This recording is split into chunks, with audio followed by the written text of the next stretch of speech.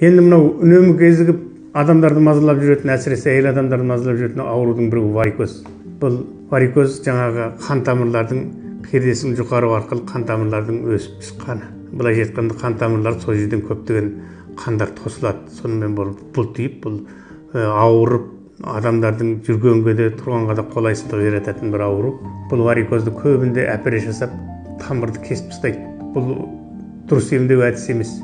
Бұл сіздің былайша айтқанда қан тамырыңызды буып тастайды астын үстін. Соның кейін сіздің кейін қан айналым жүйеңізге көптеген кедергілер келеді да, жаңағы аурудың көп себептері пайда болады. Сондықтан мынау варикозды біз операцияға жібермей система салу арқылы, варикоздың тұрған жерінен қан алып тастау арқылы, соның кейін таблетка беру арқылы варикозыңызды былайша айтқанда біз жоқ қыла аламыз. Сондықтан варикоз шығып мазалап жүрген адамдар бізге операцияға келмей-ақ хабарласу арқылы көрнекті дәрежеде ем ала аласыз. Біздің хабарласу нөміріміз Астана қаласында 8702 93 119, Шымкентте 8707 688 18, Атырауда 8701 40 41 918 Қазақ емханасы деп хабарласа аласыздар.